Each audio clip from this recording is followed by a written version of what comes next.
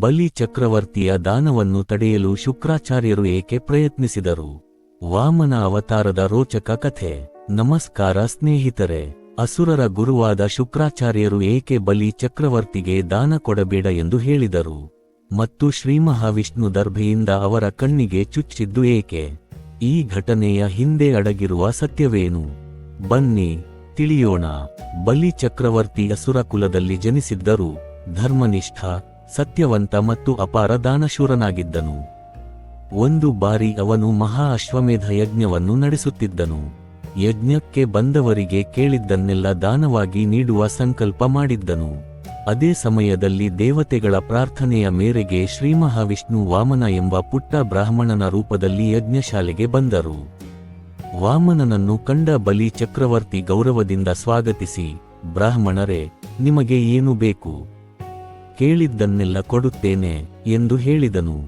ಆಗ ವಾಮನನು, ಮಹಾರಾಜನೇ, ನನಗೆ ಕೇವಲ 3 ಹೆಜ್ಜೆ ಭೂಮಿ ಸಾಕು ಎಂದು ಕೇಳಿದನು. ಇದನ್ನು ಕೇಳಿದ ಅಸುರರ ಗುರು ಶುಕ್ರಾಚಾರ್ಯರು ತಕ್ಷಣ ಎಚ್ಚರಗೊಂಡರು.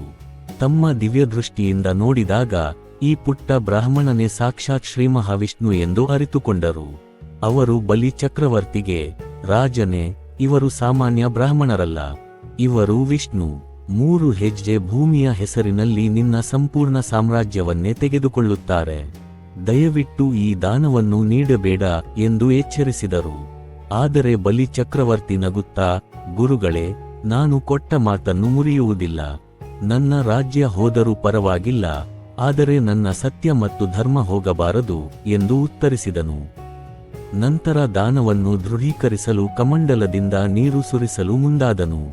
ಆಗ ಶುಕ್ರಾಚಾರ್ಯರು ತಮ್ಮ ಯೋಗಶಕ್ತಿಯಿಂದ ಅತಿ ಚಿಕ್ಕ ಕೀಟದ ರೂಪವನ್ನು ತಾಳಿ ಕಮಂಡಲದ ಕೊಳವೆಯೊಳಗೆ ಸೇರಿ ನೀರು ಹೊರಬರದಂತೆ ತಡೆದರು.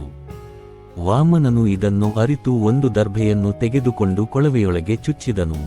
ಆ ದರ್ಭೆ ಶುಕ್ರಾಚಾರ್ಯರ ಕಣ್ಣಿಗೆ ತಗುಲಿ ಅವರ ಒಂದು ಕಣ್ಣಿನ ದೃಷ್ಟಿ ಹಾನಿಯಾಯಿತು. ಅವರು ಹೊರಬಂದ ತಕ್ಷಣ ನೀರು ಹರಿಯಿತು ಮತ್ತು ದಾನ ಪೂರ್ಣವಾಯಿತು. ಆ ಕ್ಷಣದಲ್ಲೇ ವಾಮನನು ತನ್ನ ವಿರಾಟ್ ತ್ರಿವಿಕ್ರಮ ರೂಪವನ್ನು ತಾಳಿದನು. ಮೊದಲ ಹೆಜ್ಜೆಯಿಂದ ಭೂಮಿಯನ್ನು, 2ನೇ ಹೆಜ್ಜೆಯಿಂದ ಸ್ವರ್ಗವನ್ನು ಅಳೆದನು. ನಂತರ 3ನೇ ಹೆಜ್ಜೆಯನ್ನು ಎಲ್ಲಿ ಇಡಲಿ ಎಂದು ಕೇಳಿದಾಗ ಬಲಿ ಚಕ್ರವರ್ತಿ ಯಾವುದೇ ಹಿಂಜರಿಕೆಯಿಲ್ಲದೆ ತನ್ನ ತಲೆಯನ್ನು ಅರ್ಪಿಸಿದನು. ವಿಷ್ಣು ಭಗವಂತರು ಬಲಿಯ ಭಕ್ತಿ, ಸತ್ಯ ಮತ್ತು ದಾನಶೀಲತೆಯಿಂದ ಸಂತೋಷಗೊಂಡು ಅವನಿಗೆ ಸುತಲ ಲೋಕದ ಅಧಿಪತ್ಯವನ್ನು ನೀಡಿ ತಾನೇ ಅವನ ದ್ವಾರಪಾಲಕನಾಗಿ ನಿಂತರು. ಈ ಕಥೆ ನಮಗೆ ಹೇಳುವುದು ಒಂದೇ, ಧರ್ಮಕ್ಕಾಗಿ ಮಾಡಿದ ತ್ಯಾಗ ಎಂದಿಗೂ ವ್ಯರ್ಥವಾಗುವುದಿಲ್ಲ. ಕೊಟ್ಟ ಮಾತನ್ನು ಉಳಿಸಿಕೊಳ್ಳುವವನು ಸೋತವನಲ್ಲ, ನಿಜವಾದ ವಿಜಯಿ. ಈ ವಿಡಿಯೋ ನಿಮಗೆ ಇಷ್ಟವಾದರೆ ಲೈಕ್ ಮಾಡಿ, ನಿಮ್ಮ ಸ್ನೇಹಿತರೊಂದಿಗೆ ಹಂಚಿಕೊಳ್ಳಿ ಮತ್ತು ಇಂತಹ ಪುರಾಣ ಕಥೆಗಳಿಗಾಗಿ ನಮ್ಮ ಚಾನೆಲ್ ಅನ್ನು ಸಬ್ಸ್ಕ್ರೈಬ್ ಮಾಡಿ. ಧನ್ಯವಾದಗಳು.